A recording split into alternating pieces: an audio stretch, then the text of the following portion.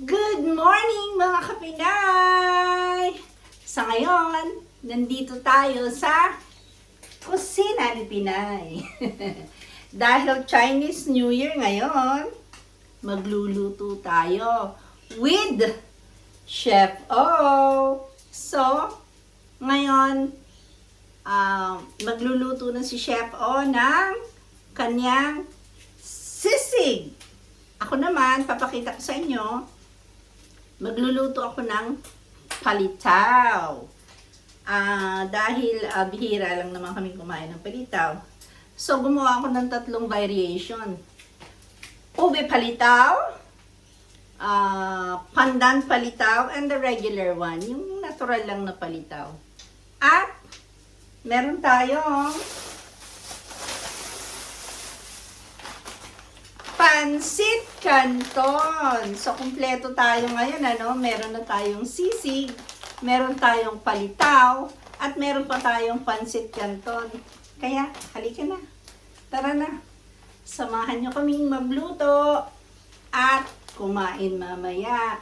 Happy Chinese New Year! Go, go, go! So, ayan guys. Eto na nga po ang ginagawang sisig ng ating Chef O. So, meron kaming roast pork. Ang ginawa niya, dahil meron pa akong isang buong roast pork na nakalagay sa freezer, tinanggal niya yon at ayan, inaano na niya. Eto yung kanyang mga ingredients. Meron siyang sili and sibuyas na red. So, yan ang kanyang sahog sa sisig with calamansi. Ayan, yung kanyang calamansi, lemon juice. So, ayan. Tingnan natin si Chef O sa kanyang pagluluto ng sisig. Charan! Chef O! Hi guys! Morning, afternoon, evening. Bati ka naman ng happy Happy New Year's Day. And a blessed day to everyone. Yan na, yan na. Luluto na si Chef O na kanyang sisig. Wow! Tingnan niya natin ano ang mangyayari dyan sa sisig ni Chef O. Masarap ba yan, Chef O? Siyempre naman. Kagwapo naman ang kadate ko today. Yan ang pag-ibig ni Pinay. Yes. Tanda na.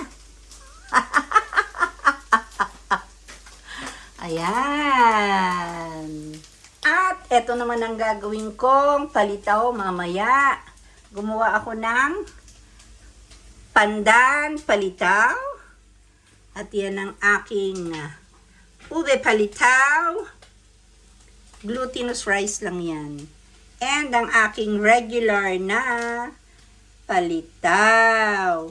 So, yung natural lang ba na palitaw? Yan po yung ating palitaw mamaya na gagawin. At ito po yung ginamit ko. Ayan. Yung pandan na flavor and color. Yung coloring and the pandan flavor. And then, meron din tayong McCormick na ube flavor. So, yan yung mga ginamit ko para sa aking palitaw. Mamaya, meron tayong sesame seed at igigisa natin yon. So, heto guys, meron din akong sesame seed. Mamaya, ibubusan natin yan para mabango. And then, dito walang nabibili na fresh na coconut shredded. So, ang binibili namin dito ay yung ganyan. Yung, ang tawag dito, ayan, coconut na, yung flakes. Yan. So, yan yung binili ko. Ayan, guys. Para sa ating palitaw, taw, taw. Ayan, napakaganda ng kulay, no? Happy Chinese New Year sa lahat! Ayan si Chef O, nagpapakitang gilas. Ayan, ayan. Ayan. At ilalagay na niya ang kanyang... Ayan. Ilalagay mo na ba ang sibuyas mo? Wow, ayan na. Ayan. Yan at ang kanyang sili-sili baby. Ilagay na ang sili-sili baby. Lagay mo na yan lahat para maanghang. Masarap ang maanghang. Ayan na, Kailangan hinalo-halo. lutuin. Hindi kailangan lutuin yung sibuyas gan. Yes, tama. Para mas masarap at mas Crunchy. malasa. Crunchy pa siya. Ayan. With palalagyan ng mga pampalasa. So, ayan. Lalagyan niya ng anong tawag doon? Paminta. Mamaya. At may sikretong ilalagay dyan mamaya. Papakita sa inyo ni Chef O pag nagpe-plating na siya. Tama ba, Chef? Yes. Yes. Wait lang kayo. Ayan. Wait lang kayo, guys. Huwag masyadong arat. Ayan na. At dito naman, magpapakulo na tayo ng ating hot water. Ayan, sinalang na yung ating hot water, tubig. Hintayin lang natin yung kumulo para makita natin ang resulta ng aking talitaw-taw. Ayan na guys, kuluan na. So, ilagay na natin yung ating ito pala yung mga palitaw. So, binilot ko na siya habang nagpapakulo ako. So, ngayon, dahil ganyan, ipa-flat lang naman yan, di ba? Ganyan lang yan. Kahit nga hindi yan perfect ang ano. Yan. So, gaganyan lang naman natin.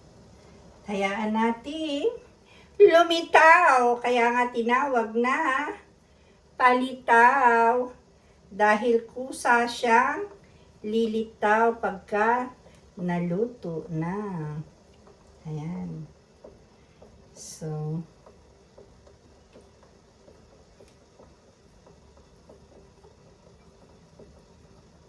ganyan-ganyan lang. Excited na. At naganda na rin ako dito ng nyog, shredded nyog. Yan. Di ba sa Pilipinas, pag gumagawa tayo, malalapad, no? But kasi bite size lang naman to, kaya tama lang yung ganyan. Ay, dumikit siya. Meron din akong palm. Dito tayo. Yan, tiyan ka. Huwag kang didikit dyan. At, ayan. Ayan na. Malapit na siyang lumutang.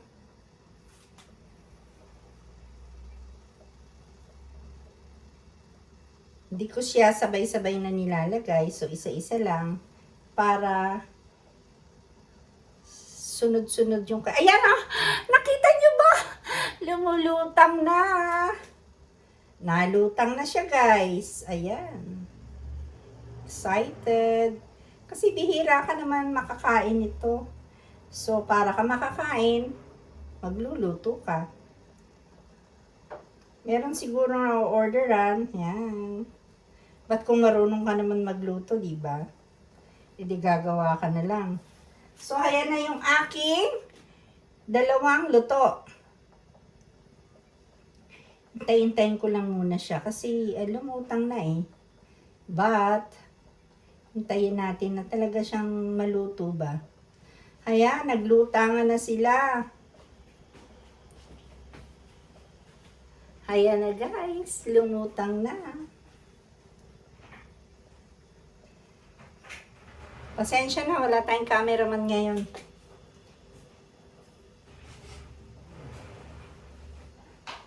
Ayan, lumutang na siya. So, ang gagawin natin, pagkatapos niyang lumutang, ay ilagay na natin siya dito sa shredded na coconut. Yan. Lagay na natin siya para yung shredded ay dumikit na. So, ayan. Parang ang gandang tingnan, no? Yung mga ano, ayan. Grabe naman si Pinay. Ayan, ito, kuhanin na rin natin. Basta may lumutang, kukunin na natin. At ilalagay na natin doon.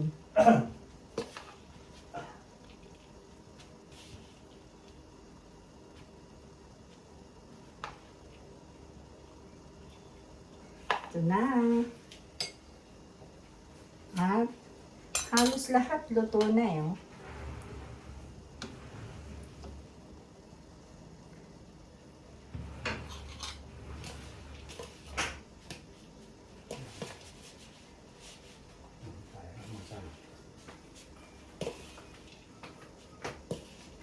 Ayan, guys.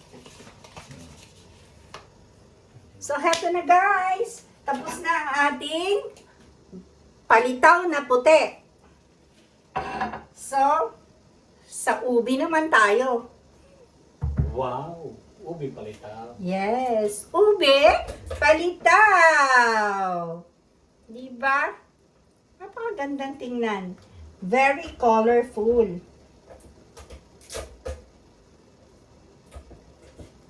So, lalagay lang ulit natin. Same procedure.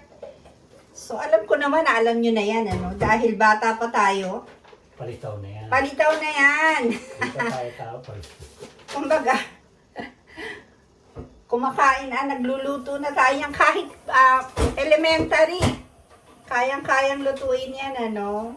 I-revive lang. Pinapakita ko lang sa inyo paano pagluto dito.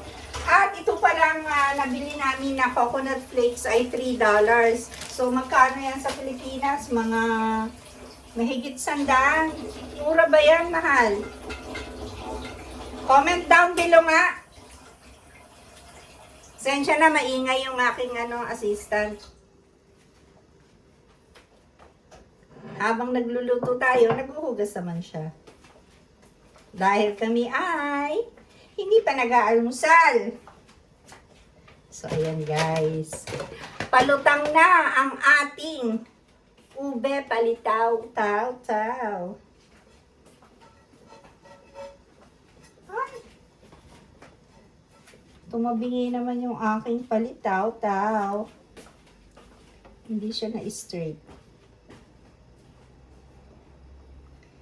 Kaganyan. Ayan. Tihaya lang natin siya. Ay.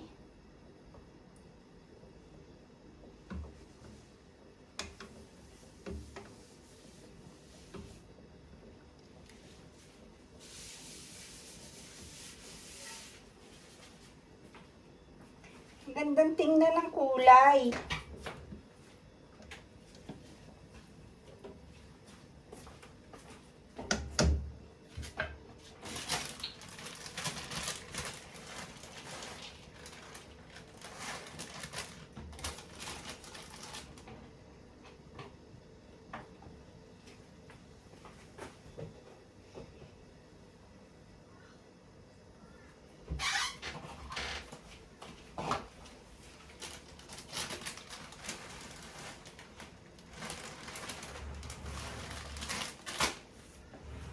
So, ayan na guys, lumulutang na ang ating ube palitaw. So, yan na yung mga lumutang.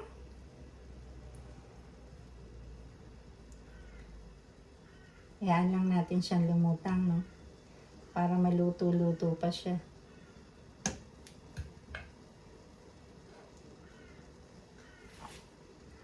So, heto na yung unang ube palitaw natin. Ayan. Napakaganda ng kulay niya, oh. Ubing-ubi talaga. Kaso, lalagyan natin siya ng shredded na coconut. Masarap sana yung fresh talaga, no? Sayang, kasi walang nabibili dito, eh. But okay lang yan. At least meron tayong palitaw na ube.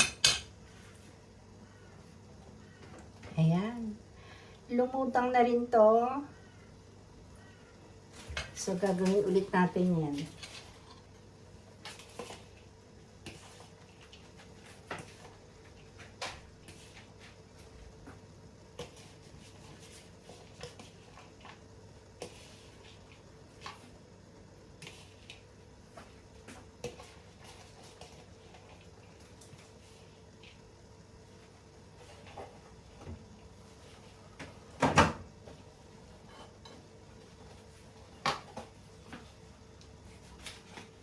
So guys, ito na ang ating huling luto ng palitaw, ang ating pandan. So ito naman yung ating ube and yung ating original na palitaw.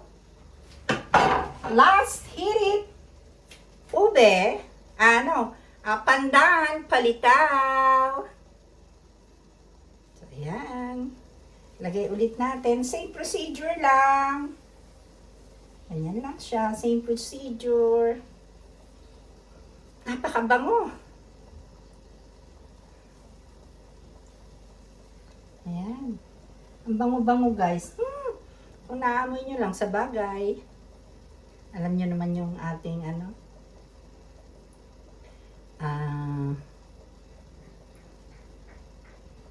pandan. Napakabango ng ating pandan. Lalo na yung buko pandan, diba? Napakasarap.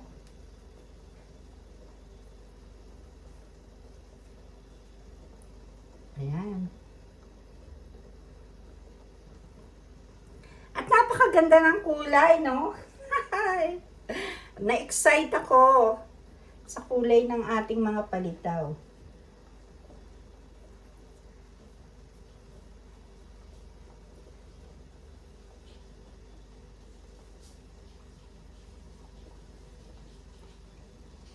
Ayan na!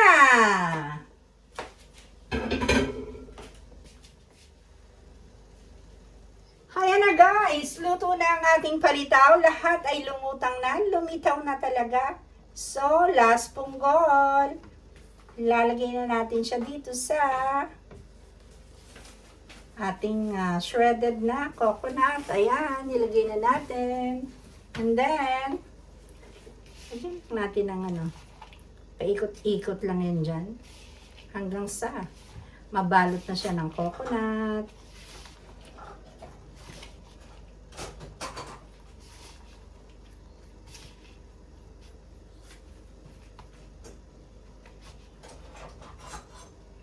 Napakagandang tingnan ng ating palitaw. Charan! Finished product! Ito na po ang ating finished product.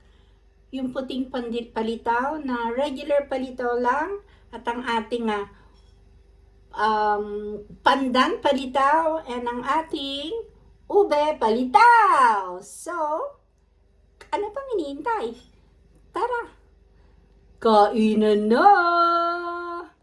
So, guys, sabihin mo kung ready. Ready na! Guys, lagay natin ng instead of calamansi, lemon juice kasi wala tayong napitas na kalamansi. Wala ka naman puno. Wala tayong puno rito sa Brisbane pa. Lagyan natin ng kalamansi. Ito yung mabilisang sisig. Yeah. Dahil ito yung roasted pork belly. Ginawa na namin sisig.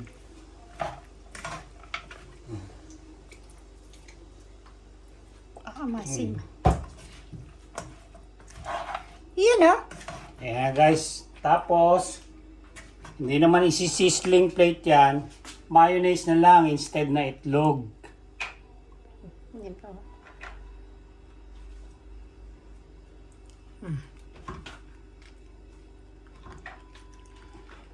Mayonnaise na lang guys. Kaya ayan yung sisig na mabilisan. Pero yummy yan guys. Crunchy pa.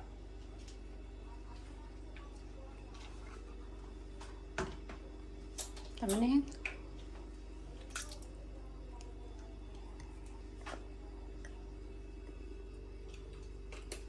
So, hindi naman sisisling plate yan.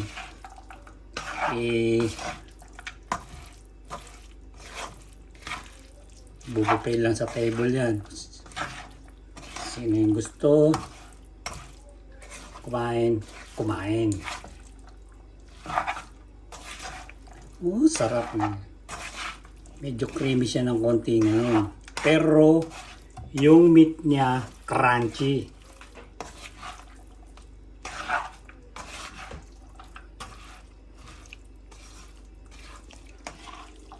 Ewan ko lang guys kung nasubukan nyo na yung sisig na merong chopped roasted kasoy. Pero ito, next time, gagawa tayo ng sisig with roasted kasoy nut. Ganon? Yummy din yun.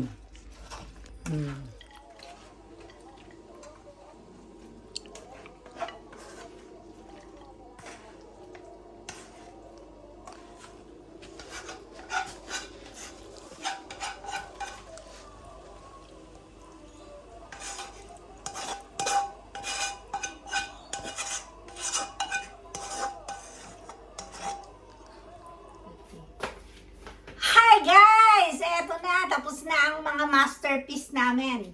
Happy Chinese New Year guys! Eto na ang sisig ni Chef. O, di ba naman?